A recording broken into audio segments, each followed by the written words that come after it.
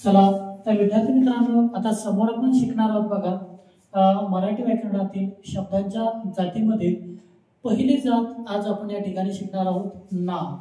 मग नाम म्हणजेच काय, तर विश्वातील कोणत्याही घटकाला ओळखण्यासाठी वापरण्यात येणारा शब्द म्हणजे नाम होय। जसे की याची काही उदाहरणं सांगता येतात बघा।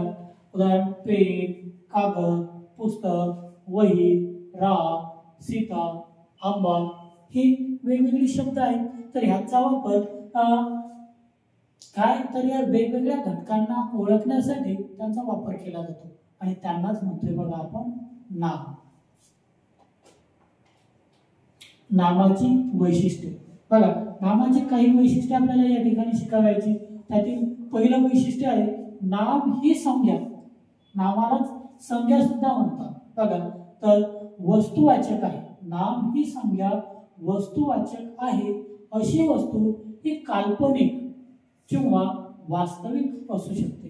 जसे की या ठिकाणी पेन, कागद, पुस्तक, वही बघा, जे वास्तविक कशाला म्हणायचे, ज्याला आपण स्पर्श करू शकतो, ज्याला आपण डोळ्यांनी पाहू शकतो, इतरांना दाखवू शकतो, त्यांना म्हणायचं वास्तविक, बरोबर आहे। पण मग एखाद्या व्यक्तीला एखादी गोष्ट पाहून ऐकून खूप आनंद झाला म्हणजे तो आनंदी झाला, आनंदी। मग आनंद, आनंदी हा शब्द एक कल्पना आहे बघा। मग काल्पनिक सुद्धा काही अशा कृती अथवा अवस्था असतात, त्यांनाही काही नावे दिली जातात, मग त्यांना सुद्धा नावच म्हटलं जाते, पण ती काल्पनिक असतात, बरोबर आहे। मग नेक्स्ट मध्ये सांगता येतं बघा, नाम ही शब्द जाती विकारी असून तिला लिंग, वचन व तसेच शब्दयोगी अव्ययाचे विकार होतात। विकार होतात म्हणजे बदल होतात, हे आपण आधी पण शिकलो बघा। लिंग, वचन, विभक्तीनुसार नामाच्या रूपामध्ये बदल होते। जसं काय तर मुलगा एक पुल्लिंगी नाम आहे, मुलगी एक स्त्रीलिंगी नाम आहे। म्हणजे लिंग बदललं की मूळ रूपात बदल झाला। इथं शेवटी आ स्वर आहे म्हणजे आकारांत, इथं शेवटी ई स्वर आला म्हणजे इकारांत, नंतर होते मुलगे आणि मुलग्याने किंवा मुलाकडून। मग या ठिकाणी काय झालं बघा, मुलगाच झालं मुला, शब्दयोगी अव्यय लागल्यानंतर। म्हणजे थोडक्यात नाम ही शब्द जाती काय सांगता येते तर विकारी असून तिला लिंग, वचन, विभक्तीची प्रत्यय तसे शब्दयोगी अव्यय लागताना त्यांच्यामध्ये विकार म्हणजेच काय तर बदल होतात। नेक्स्ट सांगता येते बघा, सामान्य रूप होणे हा नामाचा एक गुणधर्म आहे।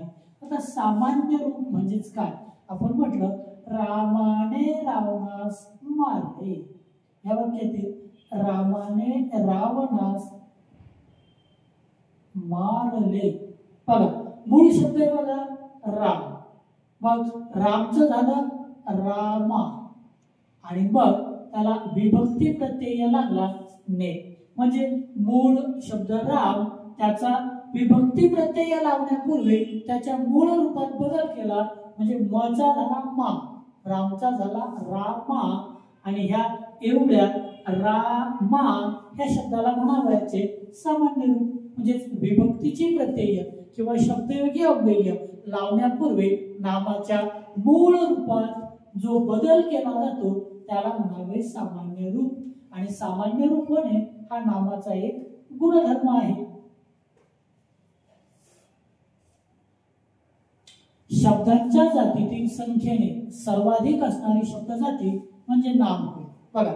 आपण जे मराठी व्याकरणात किंवा आपल्या चालण्या बोलण्यात व्यवहारात जेवढी भाषा वापरतो, मराठी भाषा वापरतोय, यात प्रत्येक वाक्यरचनेतील वाक्य हे शब्दांच्या बघा, प्रत्येक वाक्यरचनेतील प्रत्येक वाक्यातील प्रत्येक पद हे वेगवेगळं पद असते बघा। हे प्रत्येक पद जेवढी आपण वापरतोय त्या शब्दांच्या एकूण 8 जातीतील शब्दांची ते काम करतात।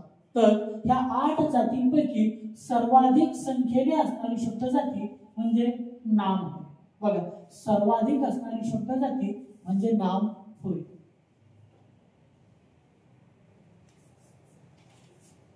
मग मराठीत नामाचे मुख्य प्रकार पडतात बघा तीन. पहिलं सांगता येते आपल्याला सामान्य नाव, विशेष नाव आणि 3 नंबरला सांगता येते बघा भाववाचक नाव.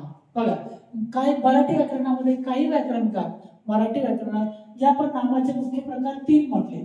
मग हा जो पहिला प्रकार आहे ह्याचे 2 उपप्रकार पडतात. एक सांगता येते बघा आपल्याला पदार्थवाचक नाम आणि दुसरं सांगता येते बघा आपल्याला समूहवाचक नाम. बघा पहिलं काय म्हणतो आपण पदार्थवाचक नाम आणि दुसरं सांगता येते बघा समूहवाचक नाम. पण थोडक्यात आतापर्यंत प्रश्न आलेले आहेत त्यामध्ये जर म्हटलं तर मराठी व्याकरणात नामाचे मुख्य प्रकार किती, तर 3च उत्तर द्यावं याचं.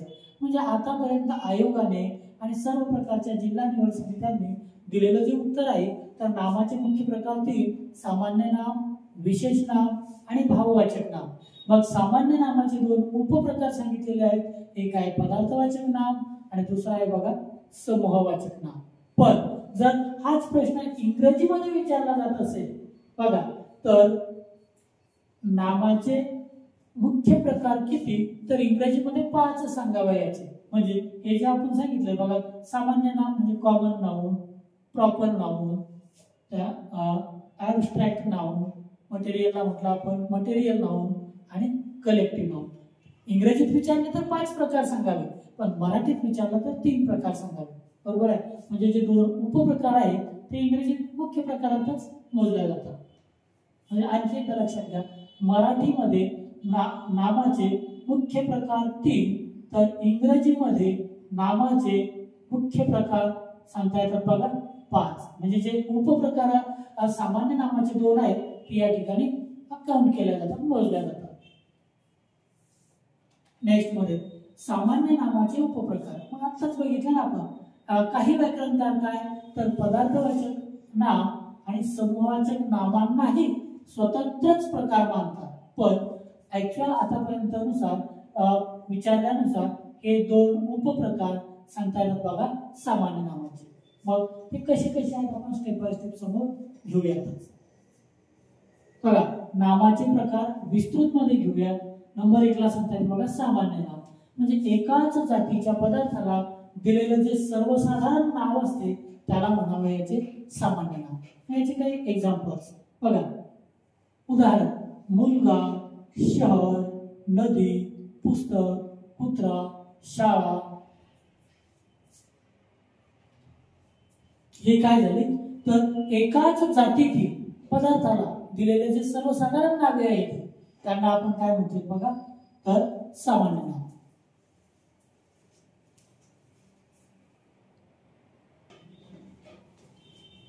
नेक्स्ट सांगता येते बघा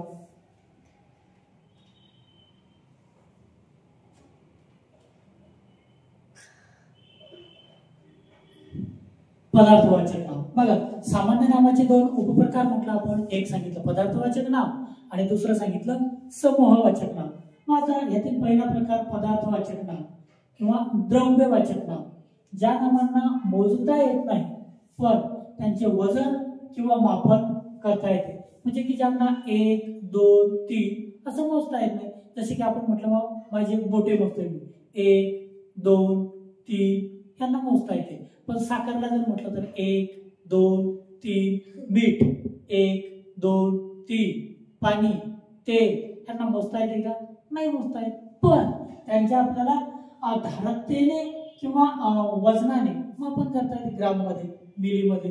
मग अशा ज्या नावांची वजन किंवा मापन करता येते अशा वस्तूंच्या नावाला पदार्थवाचक नाम असं म्हटलं जाते. मग पदार्थवाचक कोणाकोणाला आहे तर काय सांगता येते बघा. जसे की साखर, तूप, दूध, पाणी, सोने, कापड यांना लिटर, मीटर किंवा ग्राम मध्ये मोजता येते. मग त्यांचे वजन किंवा मापन करता येते. अशा मूळ पदार्थांच्या नावाला पदार्थवाचक नाम किंवा द्रव्यवाचक नाम असे म्हटले जाते. नेक्स्ट मध्ये सांगता येते बघा समूहवाचक नाम. मग समूहवाचक नाम म्हणजे समूहवाचक नाम किंवा गटवाचक नाम अनेक वस्तू, व्यक्ती किंवा प्राण्यांच्या समूहाचा उल्लेख करणारे नाव किंवा समूहाचा उल्लेख करण्यासाठी वापरण्यात येणारे नाव की ज्याला आपण समूहवाचक किंवा गटवाचक नाम असे म्हणतोय. मग उदाहरणार्थ त्या ठिकाणी काय असते, एकाला म्हणतो का आपण, तसे घेऊन आपण समूह. मग याची काय उदाहरण, वर्ग म्हणजे विद्यार्थी अनेक एकत्रित येत असतील तर त्यांना म्हणतो आपण वर्ग. सैन्य, कळप, बघा अनेक पशु पक्षी पशु एकत्रित आल्यानंतर म्हणजे कुत्र्या अनेक कुत्री एकत्रित आली तर कुत्र्यांचा तो कळप, बरोबर आहे. त्यानंतर थवा, अनेक पक्षी एकत्रित आले तर त्यांना एकत्रित नाव देतोय आपण बघा थवा. पण एका पक्षाला थवा म्हणतोय का आपण, जर आपण वरती बघितलं अनेक पक्षी आकाशातून उडत जात आहेत तर आपण म्हणतोय पक्ष्यांचा थवा उडत आहे. पण जर एकच पक्षी उडत असेल तर त्याला आपण पक्ष्यांचा थवा म्हणतोय का, नाही, एक पक्षी. म्हणजे काय तर त्या ठिकाणी त्यांचा समूह एकत्रित येतो, अशा समूहाचा उल्लेख करणारे नाव म्हणजेच सांगता येईल आपल्याला समूहवाचक नाव होय.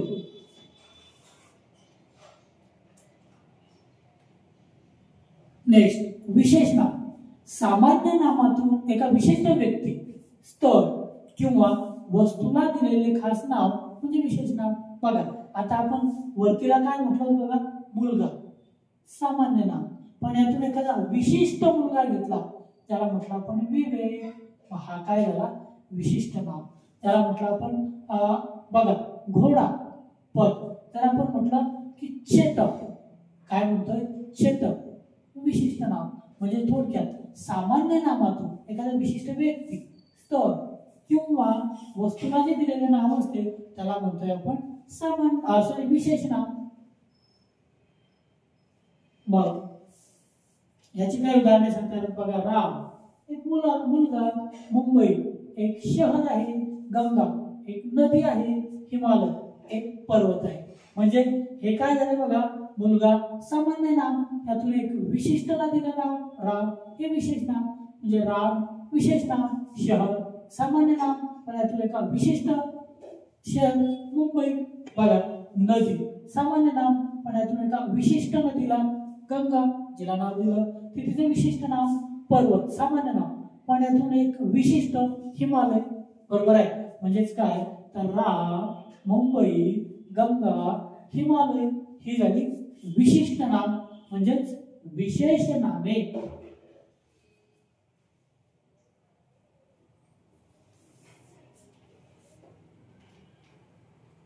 नंतर सांगतात भाववाचक नाम म्हणजे गुणधर्म, अवस्था, भावना किंवा कल्पना दर्शविणारे नाव. बघा काही गुणधर्मवाचक नामे असतात म्हणजे की ज्या वस्तूला, पदार्थाला आपण प्रत्यक्ष स्पर्श करू शकत नाही, ज्यांना आपण डोळ्याने पाहू शकत नाही, त्यांना फक्त आपण भावनेने किंवा कल्पना, त्यांची आपण फक्त कल्पना करू शकतो, अशा नावांना भाववाचक नामे असे म्हटले जाते. याची काही उदाहरणे बघा, शौर्य, सौंदर्य, आनंद, दुःख, माणुसकी, राग, मृत्यू. ही नावे कशी आहे बघा, सौंदर्य, सौंदर्य 1 2 3 असं आपण वेगळ्या बाजूला काढून मोजू शकत नाही. एखाद्या व्यक्तीचं जे सौंदर्य आहे त्याच्यातून काढून घेऊन बाजूला नाही बघू शकत. एखाद्या फुलाचं सौंदर्य आहे ते पण आपण बाजूला काढून नाही घेऊ शकत. बघा तर अशी जी नामे असतात ते आपण फक्त कल्पनेने मानतो. अशा कल्पनेने मानलेल्या अवस्था अथवा कृती ह्यांच्या नावाला आपण काय म्हणतोय बघा, तर भाववाचक नाम असे म्हणतोय. बघ भाववाचक नामाचे गट आणि उदाहरणे. पण नंबर 1 ला सांगतात बघा, स्थितीदर्शक. स्थितीदर्शक अवस्था किंवा स्थिती दर्शविणारी जी नामे असतात त्यांना आपण स्थितीदर्शक भाववाचक नामे असे म्हणतोय. म्हणजे या नामातून काय होते तर एखाद्या व्यक्तीची स्थिती, अवस्था दर्शविली जाते. जसे की याची उदाहरणे बघा, गरिबी, स्वातंत्र्य, बालपण, गुलामी ही अवस्था अथवा स्थिती दर्शविणारी भाववाचक नामे आहेत. नेक्स्ट सांगता येईल बघा आपल्याला, गुणदर्शक, क्वालिटेटिव्ह. गुण म्हणजे एखाद्या व्यक्ती वस्तूच्या अंगी असणारे जे गुण दर्शवित असतील अशी भाववाचक नामे असते तर त्यांना गुणदर्शक भाववाचक नाम म्हटले जाते. उदाहरणार्थ सांगता येईल बघा, सौंदर्य, प्रामाणिकपणा, शौर्य, चांगुलपणा ही विशिष्ट व्यक्तींच्या, पदार्थांच्या, प्राण्यांच्या अंगी असणारे ती गुण आहेत. म्हणून ह्यांना काय म्हणावायचे तर गुणदर्शक भाववाचक नामे. आणि ह्यांना म्हटलं विशिष्ट व्यक्तींची ते स्थिती अथवा अवस्था दाखवतात, म्हणून यांना स्थितीदर्शक भाववाचक नामे असं म्हटलं जाते. आणि खालील नामांना, भाववाचक नामांना गुणदर्शक भाववाचक नाम असं म्हटलं जाते. तर अजून कृतीदर्शक म्हणजे बघा क्रिया किंवा कृती दर्शविणारी जर भाववाचक नामे असतील तर त्यांना कृतीदर्शक म्हणावे. जसे की चोरी, चळवळ, हास्य. बघा एखादा चोरी म्हणजे एखाद्या व्यक्तीने काहीतरी चोरी केलेली असेल तर ती एक कृती आहे आणि कृतीदर्शक भाववाचक नाम आहे. बघा चळवळ, काही व्यक्तींनी आपली मागणी मान्य करून घेण्यासाठी एकत्रित येऊन चळवळ केलेली असेल, मग ते एकत्रित येऊन काय करतात, कृती करतात. बघा नंतर हास्य, कारण ते हसत असते तर त्याचं हास्य खूप छान असते. म्हणजे थोडक्यात काय तर हास्य ही सुद्धा एक व्यक्तीने केलेली कृती आहे. म्हणजे थोडक्यात भाववाचक नामाचे मुख्य 3 प्रकार सांगता येतात आपल्याला, किंवा भाववाचक नामाचे 3 उपप्रकार. एक स्थितीदर्शक भाववाचक नामे, दुसरे गुणदर्शक म्हणजे क्वालिटेटिव्ह भाववाचक नामे, आणि तिसरे कृतीदर्शक म्हणजे ऍक्शन किंवा प्रोसेस दर्शक भाववाचक नामे. मग खालील प्रत्यय वापरून नामे भाववाचक नामे साधता येतात. भाववाचक नामांना धर्मवाचक नामे असं सुद्धा म्हटले जाते. बघा काय धर्मवाचक नाम असं सुद्धा म्हटले जाते. मग खालील प्रत्यय पहिलं सांगता येते बघा य प्रत्यय लागून तयार होणारी भाववाचक नामे. मग सुंदर या विशेषणाला य प्रत्यय लागलं तर सौंदर्य, गंभीर त्याला य प्रत्यय लागलं गांभीर्य, मधुर चौथे माधुर्य, धीर धैर्य, क्रूर क्रौर्य, शूर शौर्य, उदार औदार्य, नवीन नाविन्य. बघा या विशेषणांना जर य प्रत्यय लागलं तर त्याचं भाववाचक नामामध्ये रूपांतर होते. नेक्स्ट सांगता येते बघा त्व. बघ माणूसला त्व प्रत्यय लागलं तर मनुष्यत्व, शत्रू शत्रुत्व, मित्र मित्रत्व, प्रौढ प्रौढत्व, जड जडत्व, प्रभाव प्रभुत्व, नेता नेतृत्व.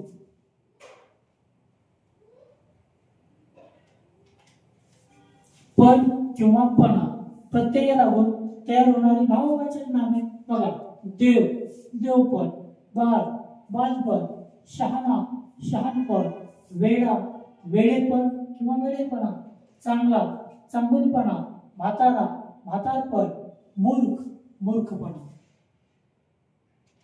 ई प्रत्यय लागून श्रीमंत चौथे श्रीमंती. बघा गरीब गरीबी, गोड गोडी, चोर चोरी, हुशार हुशारी. ता प्रत्यय लागून नम्र नम्रता, सम समता, वक्र वक्रता, वीर वीरता, एक एकता. की प्रत्यय लागून पाटील पाटीलकी, माल मालकी, आपला आपुलकी, गाव गावकी, माणूस माणुसकी, हुशारी हुशारकी, हुशारी हुशारकी इत्यादी. गिरी गिरी प्रत्यय लागून गुलाब गुलाबगिरी. बघा गिरी प्रत्यय लागते. फसवा फसवेगिरी, लुच्चा लुच्चेगिरी, भामटा भामटेगिरी, दादा दादागिरी.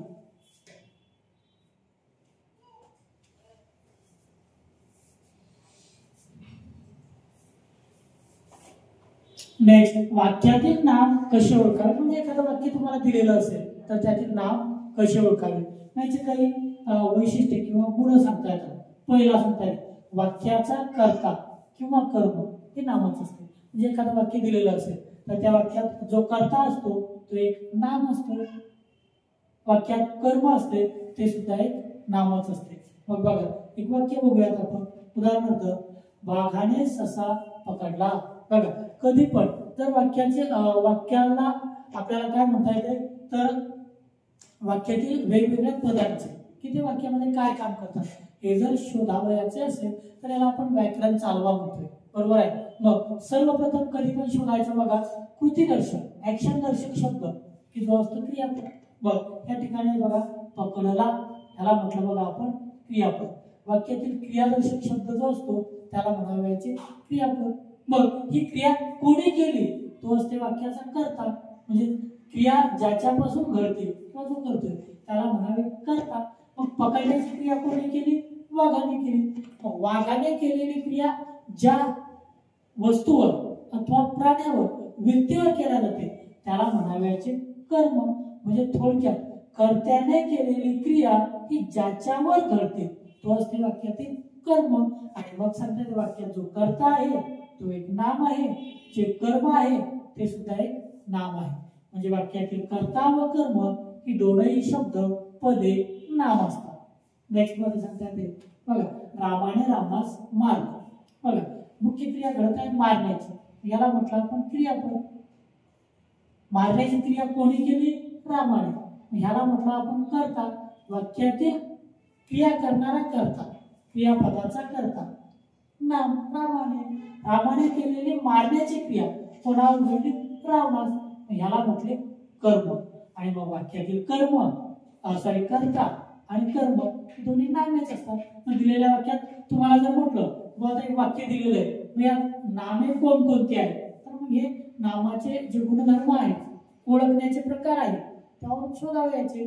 बघ दिलेल्या वाक्यात दोन नामे आहेत, एक आहे वाघाने वाघ आणि दुसरा आहे ससा. या वाक्यात राम आणि रावण दोन नामे आहेत. म्हणजे वाक्यातील कर्ता व कर्म ही नामे असतात. नेक्स्ट मध्ये सांगतात बघा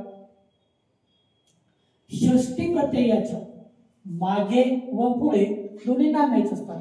मग आपल्याला षष्टी प्रत्यय म्हणजेच काय तर चा इथे दिलेले चा ची चे चा यांचा जर वाक्यात उपयोग होत असेल तर त्यांना म्हणावे नामे.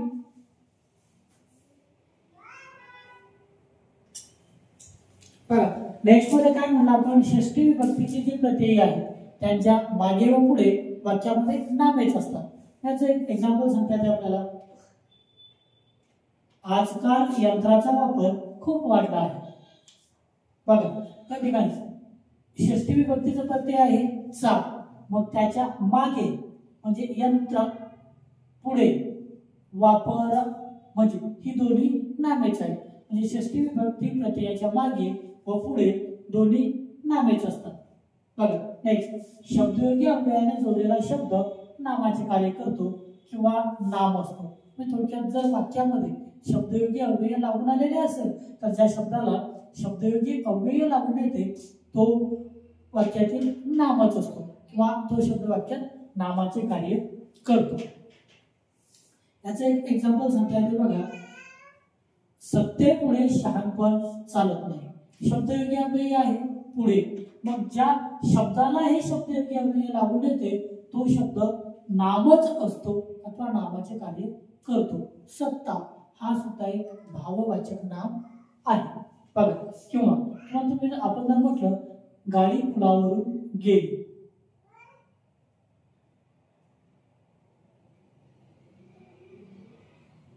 मग शब्दयोगी अव्यय आहे बघा वरून, मग ज्या शब्दाला ते लागून येत आहे तो नामच असतो. म्हणजे थोडक्यात काय तर हे आपल्याला काही विशिष्ट नियम सांगता येतात. काय तर षष्टी विभक्ती प्रत्ययाच्या मागे व पुढे नामेच असतात किंवा विभक्ती प्रत्यय लागून आलेला शब्द सुद्धा नामच असतो. पक्षी झाडावर बसला शब्दयोगी अव्यय बघा वर, ज्याला तो लागून आला तो शब्द झाड, झाडा एक नाम आहे. विभक्तीची प्रत्यय जोडलेले शब्द नाम असतात किंवा नामाचे कार्य करतात हे पाहतो आपण. बघा ज्या ज्या शब्दांना विभक्तीची प्रत्यय लागून येतात ती सर्व नामे असतात किंवा नामाचे कार्य करतात, वाक्यामध्ये नामाचे कार्य करतात. जसे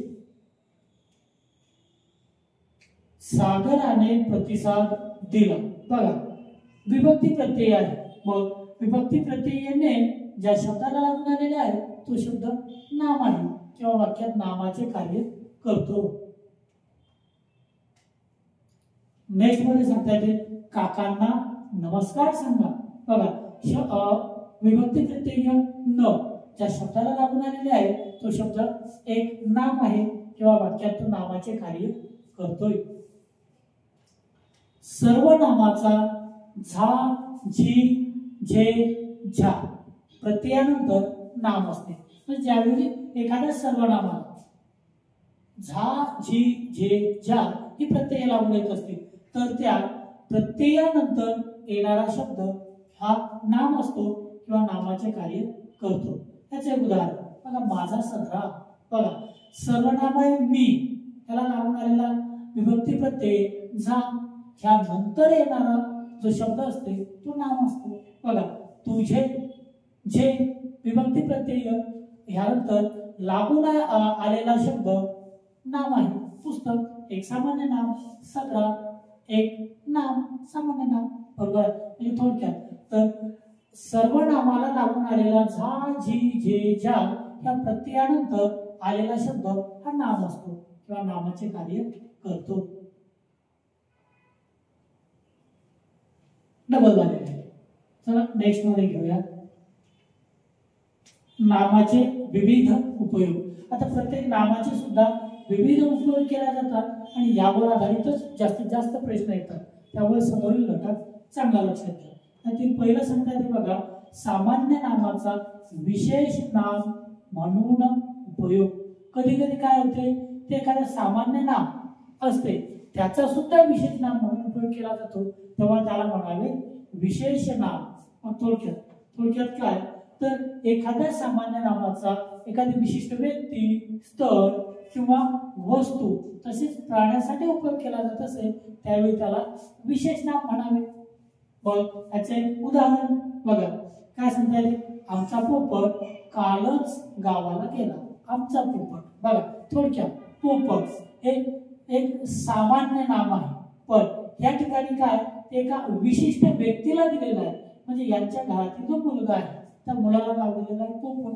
मग ते त्या विशिष्ट मुलाला दिलं अशा वेळी त्याचा उपयोग विशेष नाम म्हणून केला जातो. म्हणजे थोडक्यात फक्त तुम्हाला शब्द आला पोपट नामाचा प्रकार ओळखा मग म्हटलं त्या ठिकाणी सामान्य नाम, विशेष नाम, भाववाचक नाम तर कोणतं म्हणसाल तुम्ही सामान्य नाम.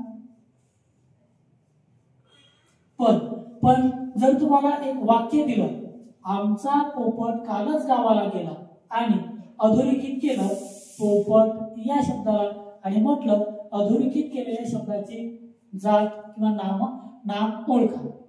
मग काय म्हणाल तुम्ही त्या ठिकाणी विशेष नाम. ह्या ठिकाणी म्हणावे विशेष नाम आणि फक्त पोपट हा शब्द दिलेला असेल तर मात्र मग म्हणावे सामान्य नाम. थोडक्यात काय तर दिलेल्या वाक्यामध्ये एका सामान्य नामाचा वापर एका विशिष्ट व्यक्तीसाठी केलेला आहे म्हणून ह्याला म्हणावे विशेष नाम. आणखी एक सांगता येईल बघा आत्ताच राजू नगरहून आला. नगर या ठिकाणी सुद्धा एक सामान्य नाम आहे पण दिलेल्या वाक्यात अहमदनगर या एका विशिष्ट शहराला ते दिलेलं आहे म्हणून त्या ठिकाणी त्याचा एक विशेष नाम म्हणून उपयोग झालेला आहे. नेक्स्ट मध्ये सांगता येते बघा शेजारच्या चिमणाबाई कालच देवा घरी गेल्या.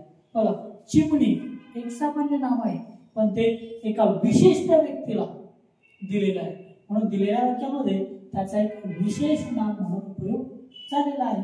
म्हणजे आपण या ठिकाणी शिकलोय ज्यावेळी सामान्य नामाचा उपयोग एखादी विशिष्ट व्यक्ती, वस्तू किंवा स्थळ यांना दिलेला असेल किंवा त्यांच्यासाठी केला जात असेल त्यावेळी त्यांना विशेष नाम असं म्हटलं जातं. नेक्स्ट सांगता येते आमची बेबी नववीत आहे. बघा BABY बेबी म्हणजे लहान मुलं. एक सामान्य नाम आहे, कॉमन नाम आहे पण या ठिकाणी एका विशिष्ट मुलीला दिलेलं आहे. आमची बेबी म्हणजे त्या विशिष्ट मुलीला दिलेला आहे म्हणून या वाक्यात त्याचा वापर विशेष नाम म्हणून केलेला आहे. विशेष नामाचा सामान्य नाम म्हणून उपयोग. कधी कधी काय होते तर काही विशेष नामे असतात त्यांचा सुद्धा उपयोग सामान्य नामासारखा किंवा सामान्य नाम म्हणून केला जातो. विशेषतः उपमेय म्हणून बघू ना त्याचं काय सांगता येते बघा, एखाद्या विशेष नामाचा उपयोग हा दुसऱ्याला उपमा देण्यासाठी किंवा अनेक वचन म्हणून केला जातो तेव्हा ती सामान्य नामे असतात. म्हणजे एखादं विशेष नाव, विशिष्ट व्यक्ती, वस्तू अथवा प्राण्याचं नाव विशिष्ट नाम असेल तर त्याचा उपयोग हा दुसऱ्याला उपमा देण्यासाठी केला जात असेल तर त्यावेळी त्याला सामान्य नाम म्हणावे. किंवा एखाद्या विशेष नामाचा उपयोग अनेक वचनी केला जात असेल, असा अनेक वचनी केला जाते असेल तेव्हा सुद्धा त्याला सामान्य नाम असे म्हणतात. त्याचे काही एक्झाम्पल्स घेऊया. बघा, आमची बायको म्हणजे लक्ष्मीच.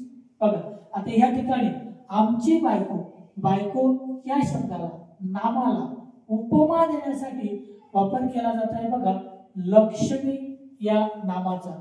लक्ष्मी म्हणजे श्री विष्णूची पत्नी जी लक्ष्मी आहे.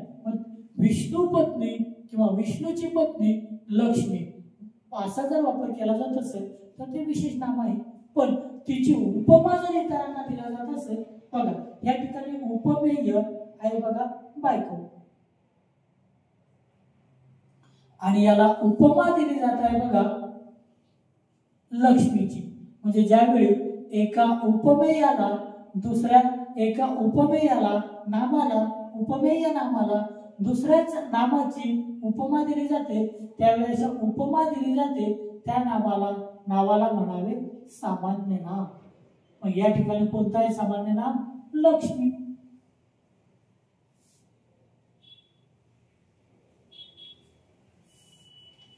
तुमची मुलगी त्राटिकाच दिसते. त्राटिका बघा, हे रामायणातील एका स्त्रीचं नाव आहे त्राटिका. तर तिचं या ठिकाणी उपमा दिलेली कोणाला? तर तुमची मुलगी या नामाला. मग उपमा देण्यासाठी या नामाचा उपयोग केला जातोय म्हणून त्याला म्हणावे सामान्य नाम. म्हणजे विशेष नामाचा उपयोग सामान्य नाम. आईचे 16 गुरुवारांचे व्रत आहे किंवा आईने 16 गुरुवारांचे व्रत केले तर गुरुवारांचे, गुरुवार हा एक वचन. बघा, गुरुवार हे एक वचन, यावेळी याला म्हणावे विशेष नाम. पण त्याचं अनेक वचन केलं तर या ठिकाणी मात्र म्हणावे सामान्य नाम. म्हणजे ज्यावेळी नामाचा अनेक वचनी वापर केला जातो त्यावेळी त्याला म्हणावे सामान्य नाम. किंवा एखाद्या नामाचा वापर दुसऱ्या नामाला उपमा देण्यासाठी केला जात असेल तेव्हा सुद्धा त्याला म्हणावे सामान्य नाम. नेक्स्ट, कालिदास हा भारताचा शेक्सपियर आहे. शेक्सपियर हा सुद्धा एका विशिष्ट व्यक्तीचं नाव आहे, पण या ठिकाणी कालिदासाला उपमा देण्यासाठी त्याचा उपयोग केला जात आहे. म्हणजे आपण कालिदासाला उपमा देऊ शकतो, त्याचप्रमाणे इतरही अनेक कवींना सुद्धा आपण कालिदासाची उपमा देऊ शकतो. बरोबर आहे. म्हणून या ठिकाणी शेक्सपियरची उपमा जशी आपण कालिदासाला दिली तशी इतर कवींना सुद्धा देऊ शकतो. किंवा कालिदासची सुद्धा उपमा आपण जर एखाद्या दुसऱ्या विशिष्ट कवीला देत असू त्यावेळी त्याचा सामान्य नाम म्हणून उपयोग होईल. पण या ठिकाणी कालिदास हे विशेष नाम आहे तर शेक्सपियर हे सामान्य नाम आहे. म्हणजे कालिदासाला उपमा शेक्सपियरची दिली जाते. म्हणजे थोडक्यात ज्यावेळी एखाद्या नामाचा उपयोग दुसऱ्या नामाला उपमा देण्यासाठी केला जात असेल त्यावेळी त्याला म्हणावे सामान्य नाम. नेक्स्ट, आजच्या विद्यार्थ्यात आम्हाला भीम हवे, सुदाम नको. या ठिकाणी भीम आणि सुदाम ही उपमेय आहे. कोणाला दिलेली? तर आजचे विद्यार्थी यांना दिलेली. म्हणून हे दोन सामान्य नाम आहे, पण ते विशेष नामाचा उपयोग सामान्य नाम म्हणून या ठिकाणी केलेला आहे. नेक्स्ट, आमच्या वर्गात 3 पाटील आहे. पाटील एक विशेष नाम, पण त्याचे अनेक वचने म्हणून वापर केलेला आहे, पण त्यावेळी त्याला म्हणावे सामान्य नाम. नेक्स्ट, त्या कैकईच्या तोंडाला कोण तोंडाला लागले?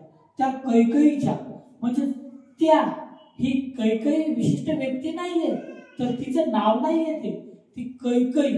कैकई काय तर ती जास्त चबर करत असेल, म्हणजे वात्रटपणा करत असेल अशा व्यक्तीला ती काय तर कैकई या नामाची उपमा दिलेली आहे.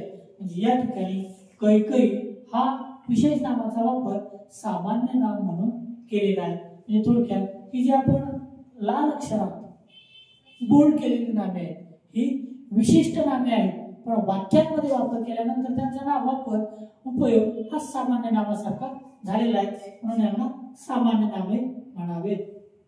तो केवळ कर्ण आहे. नेक्स्ट, भाववाचक नामाचा विशेष नाम म्हणून उपयोग. कधी कधी काय होते तर काही भाववाचक नामांचा वापर सुद्धा एखादी विशिष्ट व्यक्ती, वस्तू अथवा पदार्थ यांना ओळखण्यासाठी केला जातो, तेव्हा त्यांना विशेष नामे असे म्हटले जाते. काय म्हटलं बघा, भाववाचक नामाचा उपयोग सुद्धा एखाद्या विशिष्ट व्यक्तीसाठी केल्यास ती विशेष नामे होतात. जसे शांती ही माझ्या धाकट्या भावाची मुलगी आहे. बघा, शांती हे एक भाववाचक नाम आहे, पण या ठिकाणी ते एका विशिष्ट व्यक्तीला दिलेलं आहे, म्हणून त्याला म्हणावे विशेष नाम. बघा, थोडक्यात फक्त वेगळा शब्द आलेला असेल, वाक्यामध्ये वापरलेला नसेल शांती, तेव्हा त्याला म्हणावे भाववाचक नाम. पण या ठिकाणी काय होत आहे तर दिलेल्या वाक्यामध्ये तो एका विशिष्ट मुलीला ओळखण्यासाठी दिलेला आहे, म्हणून या ठिकाणी मात्र दिलेल्या वाक्यात अधोरेखित केलेल्या शब्दाची किंवा लाल अक्षराने बोल्ड केलेल्या शब्दाची जर शब्दजात विचारले तर मात्र म्हणावे विशेष नाम. म्हणजे या ठिकाणी काय म्हटलं जाते आपल्याला तर भाववाचक नामाचा वापर हा विशेष नाम म्हणून केलेला आहे. या ठिकाणी विश्वास परीक्षेत पहिल्या वर्गाने क्रमांकाने पास झाला. तर विश्वासू हे भाववाचक नाम आहे, पण दिलेल्या वाक्यामध्ये एका विशिष्ट व्यक्तीला ओळखण्यासाठी त्याचा वापर केलेला आहे, म्हणून त्याला म्हणावे विशेष नाम. म्हणजे आपण शिकलोय भाववाचक नामाचा विशेष नाम म्हणून उपयोग अशा प्रकारे केला जातो. नेक्स्ट सांगतात माधुरी सामना जिंकली. या ठिकाणी हा एका विशिष्ट मुलीला ओळखण्यासाठी या नामाचा वापर केलेला आहे, म्हणून हे सुद्धा आहे बघा विशेष नाम. नेक्स्ट, साधित नामे. साधित म्हणजे साधलेले किंवा बनलेले.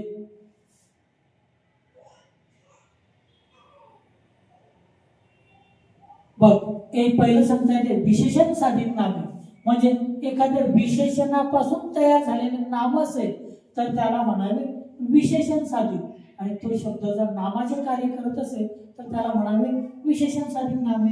उदाहरणार्थ, बऱ्याचदा विशेषणांचा उपयोग नामाप्रमाणे केला जातो. अशा वेळी विशेषणांना नामाप्रमाणे विभक्ती प्रत्यय सुद्धा लागू शकतात. जसे बघा, पहिल्या वाक्यामध्ये शहाण्या माणसाला शब्दांचा मान. बघ, त्या ठिकाणी लाल अक्षरात शहाण्या, पण काय माणसाला एक नाम आहे आणि या नामासाठी वापर केला शहाण्या एक विशेषण आहे. बघा, मुळात काय शहाण्या एक विशेषण आहे, पण आता काय होतं दुसरं वाक्य बघा, शहाण्याला शब्दांचा मान. या ठिकाणी काय माणसाला शब्दांचा मान, पण कोणत्या शहाण्या. या ठिकाणी शहाण्या शब्द आहे विशेषण, पण दुसऱ्या वाक्यात शहाण्याला शब्दांचा मान नामाचं कार्य करते. बघा, म्हणून शहाण्या या विशेषणापासून तयार झालेला शब्द आहे शहाण्याला, म्हणून ह्याला म्हणावे विशेषण साधित, पण दिलेल्या वाक्यात तो नामाचे कार्य करतोय म्हणून त्याला म्हणावे विशेषण साधित नाम. आणखी एक घेऊया, श्रीमंत माणसांना गर्व असतो. आता विशेषण म्हणजेच काय तर बघितलं ना आपण, माणूस माणसांना हे नाम आहे, सामान्य नाम आहे, पण त्याला श्रीमंत हे लागू राहिलेलं शब्द विशेषण आहे, म्हणजे ह्या नामाबद्दल तो विशेष माहिती सांगतो म्हणून याला म्हटलं विशेषण. वाक्यात श्रीमंत शब्द हा विशेषणाचे काम करतोय, पण दुसऱ्या वाक्यात श्रीमंत माणसांना याचं एकत्रितच केलं श्रीमंतांना. बघ, या विशेषणापासून तयार झाला म्हणून विशेषण साधित. दिलेल्या वाक्यात तो नामाचे कार्य करतोय म्हणून त्याला म्हणावे विशेषण साधित नाम. म्हणजे थोडक्यात ज्यावेळी विशेषणाचा वापर वाक्यामध्ये नामाप्रमाणे किंवा नाम म्हणून केला जातो तेव्हा त्यास विशेषण साधित नाम असे म्हटले जाते. नकट्या मुलीच्या लग्नाला 1720 या ठिकाणी नकट्या या मुलीसाठी ते विशेषण वापरलेलं आहे. म्हणजे पहिल्या वाक्यात या वाक्यामध्ये नकट्या हा शब्द विशेषणाचे काम करतोय, ते एक विशेषण आहे. पण दुसऱ्या वाक्यात म्हटलं नकटीच्या लग्नाला 1720. बघा नकट्या मुलीच्या एकच शब्द काम करतोय नकटीच्या. म्हणजे थोडक्यात हे या ठिकाणी नामाचे कार्य करतोय वाक्यामध्ये, पण तो एका विशेषणापासून तयार झालाय. मग तो विशेषणसाठी शब्द आहे आणि दिलेल्या वाक्यात नामाचे कार्य करतोय म्हणून त्याला म्हणावे विशेषण साधित नाम. म्हणजे विशेषणापासून तयार झालेले नाम. म्हणजे या ठिकाणी नेक्स्ट आणखी एक उदाहरण बघा. अंधारा माणूस मागतो एक डोळा, देव देतो 2 डोळे. या ठिकाणी अंधारा माणूस या नामासाठी विशेषण आहे. म्हणजे दिलेल्या वाक्यात हा शब्द विशेषणाचे काम करतोय, त्याला विशेषण म्हणूया. पण दुसऱ्या वाक्यामध्ये अंधारा मागतो एक डोळा, देव देतो 2 डोळे. आता मात्र विशेषणापासून तयार झालाय म्हणून विशेषण साधित आहे, पण दिलेल्या वाक्यात नामाचे कार्य करतोय म्हणून म्हणूया विशेषण साधित नाम. म्हाताऱ्या माणसाला चळ भरला. या ठिकाणी म्हातारे हा शब्द विशेषण आहे, पण दुसऱ्या वाक्यात म्हाताऱ्याला चळ भरला. आता मात्र या ठिकाणी विशेषण साधित नाम आहे. नेक्स्ट मध्ये बघूया अव्यय साधित नाम. म्हणजे एखाद्या वाक्यात अव्ययाचा वापर नामासारखा केला जातो तेव्हा त्या नामास किंवा त्या अव्यय साधित नाम असे म्हटले जाते. मग काही वेळा काय होते अव्ययापासून तयार झालेला शब्द असतोय म्हणून त्याला अव्यय साधित म्हणतोय. जर तो वाक्यात नामाचे काम करत असेल तर त्याला म्हणावे अव्यय साधित नाम. याचं एक एक्झाम्पल सांगता येते. बघा त्याच्या प्रत्येक वाक्यात आणीचा वापर असतो. बघा आपण आधीच काय शिकलो तर या वाक्यात विभक्ती प्रत्यय चा ची चे येत असतील तर त्याच्या मागेही नाम असते आणि पुढेही नाम असते. म्हणजे दोन्ही काय झाले बघा नामेच आहेत. पण हे एक काय आहे उभयान्वयी अव्यय आहे. 2 शब्द वाक्य यांना जोडणारा तो शब्द आहे म्हणून ते एक अव्यय आहे. पण दिलेल्या वाक्यात त्याचा नामासारखा वापर किंवा नाम म्हणून वापर केला म्हणून त्याला म्हणावे अव्यय साधित नाम. आमच्या शाळेच्या संघाने यंदा क्रिकेटची ट्रॉफी जिंकल्यामुळे खेळाडूंची खूप वाहवा झाली. बघा खेळाडूंची खूप वाहवा झाली. वाहवा भाववाचक नाम. बघा या ठिकाणी वाहवा ही केवळ प्रयोगी अव्यय आहे, पण दिलेल्या वाक्यात त्याचा नाम म्हणून वापर केलेला आहे म्हणून सुद्धा त्याला म्हणावे अव्यय साधित नाम. नेक्स्ट मध्ये घेऊया धातू साधित नाम. बघा आता रड हा एक धातू आहे, पण हा एक संस्कृत मधील मूळ धातू आहे. पण या धातूपासून तयार झालेले शब्द जर वाक्यात नाम म्हणून वापरले जात असेल, बघा काय धातूला प्रत्यय जोडून त्यांचा कर्ता किंवा कर्म म्हणून नामासारखा उपयोग केल्यास त्यांना धातू साधित नामे असे म्हणावे. बघा धातूला प्रत्यय लागून तयार झालेल्या शब्दांचा वापर जर वाक्यात नाम म्हणून किंवा नामासारखा केला जात असेल तर त्यांना धातू साधित नामे असे म्हणतात. एक्झाम्पल आहे त्याचे वागणे चांगले नाही. बघा चा ची चे प्रत्ययानंतर आलेला शब्द वागणे नाम आहे, पण मूळ संस्कृत धातू आहे बघा वाग पासून तयार झाले वागणे. बघ थोडक्यात काय म्हटलं तर वाग हा एक धातू आहे, त्याच्यापासून तयार झालेला शब्द वागणे धातू साधित आहे.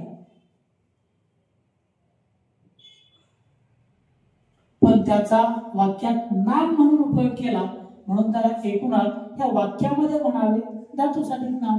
म्हणजे धातूला प्रत्यय लागून तयार झालेला शब्द त्या वाक्यात नामाचे किंवा नामासारखा वापरला जात असेल तर त्याला धातू साधित म्हणावे. या ठिकाणी म्हणता येते ते पाहून मला रडू आले. या ठिकाणी रडू हा शब्द सुद्धा धातू साधित नाम आहे.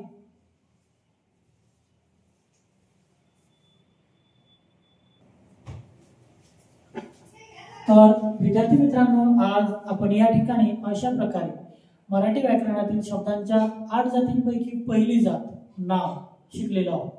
जर मी शिकवलेलं तुम्हाला चांगल्या प्रकारे समजत असेल तर निश्चितपणे व्हिडिओला लाईक करा आणि तुमच्या सर्व विद्यार्थी मित्रांना शेअर करा। जर चॅनलवर पाहताना तुम्ही नवीन असाल तर चॅनलला सबस्क्राईब करा आणि बेल आयकॉनला प्रेस करून नोटिफिकेशन्स ऑन करा, जेणेकरून यानंतर अपलोड केलेल्या व्हिडिओच्या सूचना या सर्वप्रथम तुम्हाला येतील आणि सर्वात अगोदर तो व्हिडिओ तुम्ही पहा। धन्यवाद।